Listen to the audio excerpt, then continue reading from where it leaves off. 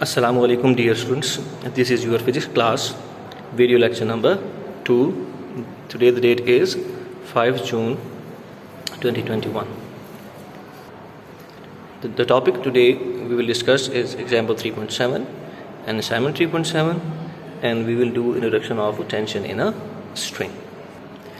So students, open your books at page number 84. Example 3.7 says, Aisha pushes the newly bought deep freezer of mass 120 kg packed in a wood across a wooden floor. It has two parts. Number A, she applies a 400 Newton force to set it moving. What is the coefficient of static friction? Part B, then she makes it move with constant speed by applying force of 350 Newton. What is the coefficient of kinetic friction? What does example 3.7 says? Example 3.7 में हमें बताया जाता है कि एक लड़की है आयशा, जो एक डिफ्रीज़र है, जो कि एक वुडन बॉक्स के अंदर है, उसको पैक किया गया है और उसको फ्लोर के ऊपर वो घसीट रही है। ठीक है, अब हमने मालूम करना है कि जब वो 400 न्यूटन की फोर्स लगाती है तो उसको मूव करने के लिए तो उसका कोएफिशिएंट ऑफ स्टैटिक फ्रिक्शन क्या होगा। फिर जैसे ही वो मूव करना शुरू करता है तो तब उसको 400 न्यूटन की फोर्स नहीं लगाना पड़ती, बल्कि अब उसको 350 न्यूटन की यानी कि 350 न्यूटन की फोर्स लगाना पड़ती है। अब हमें मालूम करना है कोएफिशिएंट ऑफ काइनेटिक फ्रिक्शन। ठीक है, जैसे कि आप सबको मालूम होगा कि जब हमारे पास एक ऑब्जेक्ट रेस्ट पे हो, इस ऑब्जेक्ट को मूव करने के लिए आपको ज़्यादा फोर्स लगानी पड़ती है।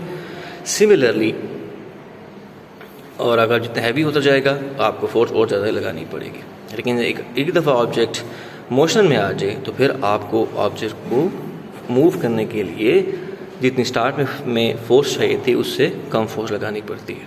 तो इसी तरह इस एग्जांपल में हमारे पास आप देख सकते हैं, पार्ट ए में आपको 400 न्यूटन फोर्स लगानी पड़ती है और पार्ट बी में आपको 350 न्यूटन की फोर्स लगानी पड़ेगी। इट मीन्स एक रेस्ट में था और बी में वह मोशन के अंदर आ चुका है। अब हम इसमें से अपने लिए डेटा निकालेंगे कि व्हाट इज़ द डेटा। मास हमारे पास गिवन है 120 kg।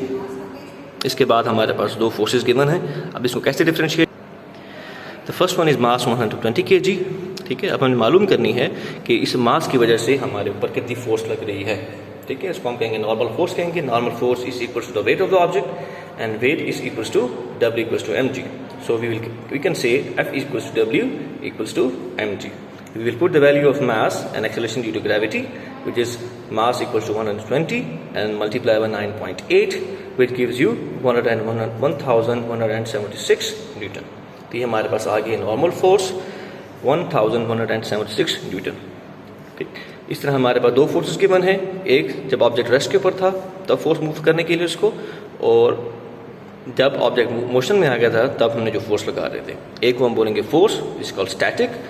सेकेंड वाले को हम बोलेंगे फोर्स, एक को हम बोलेंगे काइनेटिक बोलेंगे। अब रिक्वायर्ड डेटा में हमारे पास क्या है? रिक्वायर्ड डेटा में आपने मालूम करना है coefficient of static friction mu S and coefficient of kinetic friction mu के। अब इनको हम दोनों को बारी बारी करेंगे, इसको अलग अलग पार्ट्स की सूरत में करेंगे। First we will find out कि हमारे पास कोएफिशिएंट ऑफ स्टैटिक फ्रिक्शन क्या है। The formula for coefficient of kinetic friction is given by mu s equals to Fs divided by Fn। ठीक है, व्हाट इज Fs? ये हमारे पर वो फोर्स जब आपने ऑब्जेक्ट को मूव करने के लिए फोर्स लगाई थी। This is your normal force जो कि अभी हमने मालूम की है, और इस तरीके से we can find the value coefficient of static friction. Now will we put the values to get the answer. Now by putting the values mu s equals to 400 divide by 1176, हम इसको डिवाइड कर लेंगे using the calculator and we will get mu s equals to 0.340. Now we will find the value of coefficient of kinetic friction. Kinetic friction और static friction का जो formula है तकरीबन same ही है। Mu k equals to F के divide by Fn। ये वो force है जब आप ऑब्जेक्ट मूव करना स्टार्ट कर दिया तब आपको फोर्स जो लगाते हैं उस वक्त उसको आप बोलेंगे फोर्स, जो कि हम उसको नाम दे रहे हैं force kinetic. Now will put the values. Mu k equals to 350 divide by 1176, which gives you 0.29. Now the result is coefficient of static friction mu s equals to 0.340 and coefficient of kinetic friction which is 0.29. तो आप देख सकते हैं कि जो result में हमारे पास आया है कि स्टैटिक फ्रिक्शन का जो कोफिशिएंट है वो 0.340 है एंड काइनेटिक फ्रिक्शन का जो हमारे पास कोफिशिएंट आया वो है 0.29, यानी कि स्टैटिक फ्रिक्शन में हमारे पास ज़्यादा कोफिशिएंट आ रहा है और काइनेटिक में हमारे पास ज़्यादा आ रहा है। और जैसे कि आप सबको मालूम है कि स्टैटिक फ्रिक्शन हमेशा ज़्यादा होती है और काइनेटिक फ्रिक्शन उससे थोड़ी सी लेस होती है। Now we'll move to the assignment 3.7।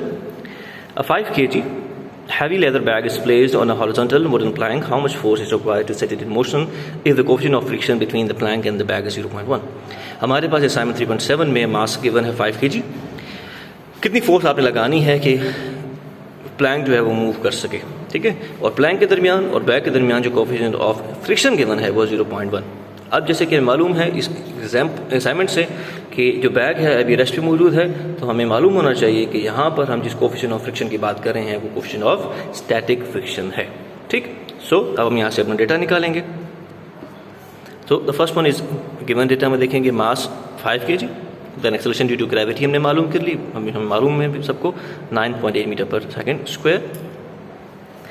Normal force हम मालूम करेंगे सबसे पहले, which is given by F equals to W। W हमारे पास वेट है, जितना हमारे पास नॉर्मल फोर्स होगी उतना ही हमारे पास जितना हमारे पास वेट होगा उतनी हमारे पास नॉर्मल फोर्स आएगी। So F equals to W and W is given by mg। Putting the values, F equals to 5 multiply by 9.8 which gives you 49 newton, ठीक है। और हमें जो गिवन मौजूद है coefficient of static friction which is 0.1 noted by the symbol mu s. हमने find out क्या करना है, रिक्वायर्ड इज फोर्स आपने मालूम करनी है ताकि आप इस बैग को मूव करवा सकें, ठीक है। तो हमने एफ मालूम करना है। अब हमने क्योंकि सवाल के अंदर सिर्फ को फोर्स मालूम करनी है स्टैटिक, तो हम क्या करेंगे, using formula, using coefficient of static friction equation, mu s equal to F S divide by F N. We will multiply Fn on both sides, so we will get Fs equals to mu s multiplied by Fn. Now we will put the values. Fs equals to 0.1 multiplied by 49. दो multiply कर लेंगे using the calculator, we will get 4.9 Newton. And इसको round of कर लेंगे तो Fs equals to 5 Newton. यानी कि हमें बैग को मूव करवाने के लिए जितनी फोर्स चाहिए, the force required to move the bag is 5 Newton. अब इसके असाइनमेंट 3.7 के बाद हमारे पास जो टॉपिक है वो है पेज नंबर आपके पास है 85, टेंशन इन अ स्ट्रिंग। इसे हम टेंशन सिंपली भी कहते हैं, टेंशन इन अ स्ट्रिंग भी कहते हैं, टेंशन फोर्स भी कहते हैं, मुख्तलिफ इसके नाम हो सकते हैं हमारे पास, ठीक है। तो अपनी आप बुक में देख सकते हैं, दिस इज द पैराग्राफ, इसको हम अभी यहाँ पर डिस्कस करेंगे। जैसे कि अगर आपको पिक्चर अगर आप देखें बुक में तो आपको दिखाया जा रहा है यहाँ पर एक रस्सी है, ठीक है, जिसको एक पर्सन ने हैंड के जरिए से होल्ड किया हुआ है। ये एक ऑब्जेक्ट है, ब्रिक कह लें, कोई भी ऑब्जेक्ट है, ये इसने होल्ड किया हुआ है, ठीक है। आप जैसे आप सबको मालूम है जब आप किसी भी चीज़ को होल्ड करते हैं तो आपको उसको होल्ड करने के लिए कोई फोर्स लगाना पड़ती है, लेकिन जब आप स्ट्रिंग के थ्रू किसी ऑब्जेक्ट को होल्ड करते हैं तो आपको एक जो फोर्स महसूस होती है, ठीक है, उसको हम यहाँ नाम देते हैं टेंशन या टेंशन इन अ स्ट्रिंग का नाम देते हैं। अब ये टेंशन कैसे अराइज होती है, क्यों अराइज होती है, इसको मैं ज़रा सा आपको डिस्कस करते हैं। ये हमारे पास ऑब्जेक्ट है, इस ऑब्जेक्ट का कोई भी ऑब्जेक्ट हमारे पास दुनिया में हो, उसका कोई ना कोई वेट होगा। जो ऑब्जेक्ट जिस डायरेक्शन में हमने इसको यहाँ लिफ्ट अप किया हुआ है, हमने देख रहे हैं कि इसको हम ऊपर की तरफ पुल अप कर रहे हैं, और जो ऑब्जेक्ट का जो वेट होगा वो हमेशा डाउनवर्ड की तरफ जाएगा। ऑब्जेक्ट को आपको संभाल के रखने, आप ऑब्जेक्ट को रखने के लिए जब स्ट्रिंग के साथ कोई ऑब्जेक्ट आपके पास अटैच्ड है, ठीक है, तो आपको उसको होल्ड करने के लिए एक फोर्स महसूस करेंगे, या ऑब्जेक्ट की वेट की वजह से आपको एक फोर्स महसूस होगी, जिसे हम कहते हैं टेंशन इन अ स्ट्रिंग कहा जाता है। जितना वेट ऑब्जेक्ट का हमारे पास ज़्यादा होता जाएगा उतना ही आपको हाथ पे जो फोर्स लग रही होगी वो ज़्यादा लगेगी, उसको हम कहते हैं टेंशन इन अ स्ट्रिंग, ठीक है। डेली लाइफ में एग्जांपल में कैसे होगा हमारे पास, जैसे कि अगर आप फ़ैन है, ठीक है, हमने फ़ैन सीलिंग के साथ अटैच्ड होता है, तो फ़ैन का जो वेट होता है वो नीचे की तरफ होता है। आप देख सकते हैं कि ऑब्जेक्ट का वेट डाउनवर्ड जा रहा है, ठीक है, तो हाथ पे जो हमारे पास एक फोर्स लग रही है उसे हम कहेंगे टेंशन इन अ स्ट्रिंग बोलेंगे, या सिंपली टेंशन फोर्स बोलेंगे, ठीक है। तो कैसे डिफाइन करेंगे इसको, the pulling force is detected by the stretch rope, string और केबल और cord on an object which it is attached is called tension force, ठीक है। यानी कि जिस डायरेक्शन में ऑब्जेक्ट जा रहा होगा, जिस डायरेक्शन में आपने इसको पुल किया होगा, उस डायरेक्शन में टेंशन की डायरेक्शन होगी। इन दिस केस हमने ऑब्जेक्ट को ऊपर की तरफ खींच रहे हैं, तो ऊपर की तरफ पुल कर रहे हैं, तो टेंशन की डायरेक्शन अपवर्ड की तरफ होगी। जिस डायरेक्शन में हमारे पास आपने ऑब्जेक्ट को पुल करना है यूजिंग द स्ट्रिंग और कॉर्ड, उसी डायरेक्शन में हमारे पास टेंशन की डायरेक्शन होगी, ठीक है। टेंशन किस वजह से अराइज होती है? टेंशन हमेशा अराइज होगी कि जब आपने किसी भी ऑब्जेक्ट को अटैच्ड किया होगा विद अ स्ट्रिंग और अ कॉर्ड के साथ। ठीक है, अब हमारे पास यहाँ 2-3 सिनारियो बनते हैं कि अगर फॉर एग्जाम्पल अगर यहाँ वेट और टेंशन बराबर हो जाए, ठीक है, तो ऑब्जेक्ट कहाँ रहेगा? ऑब्जेक्ट रेस्ट में रहेगा। सिंपल एग्जांपल हमारे पास है सीलिंग फैन की। सीलिंग फैन सीलिंग के साथ अटैच्ड होता है, तो जितना वेट डाउनवर्ड जा रहा होता है उतनी टेंशन के साथ उसको हमने अटैच किया होता है सीलिंग के साथ, तो ऑब्जेक्ट कहीं मूव नहीं करता। ऑब्जेक्ट रेस्ट के ऊपर होता है तो टेंशन और वेट बराबर हो जाते हैं। लेकिन अगर मैं इसको ऊपर की तरफ पुल करना शुरू करूं, रस्सी को मैं हाथ को ऊपर की तरफ पुल करना शुरू करूंगा, तो इन दिस केस टेंशन ज़्यादा हो जाएगी और वेट उसका कम हो जाएगा। यानी कि मुझे एक नेट फोर्स इसके ऊपर लगा रहा हूँ जिसकी वजह से ये ऑब्जेक्ट ऊपर की तरफ पुल हो रहा है। लेकिन अगर ऑब्जेक्ट का वेट ज़्यादा हो जाए और हम ज़्यादा फोर्स ना लगा सकें उस ऑब्जेक्ट का वेट ज़्यादा होने की वजह से, तो होगा क्या कि टेंशन यहाँ पर हम कम हो जाएगी और ऑब्जेक्ट की रस्सी लेट से टूट सकती है, तो टेंशन कम हो सकती है। ठीक है, this is your today's topic. हमने एग्जाम्पल 3.7 की, असाइनमेंट 3.7 की और we will discuss tension in a string. Hope आपको कुछ समझ आ गई होगी।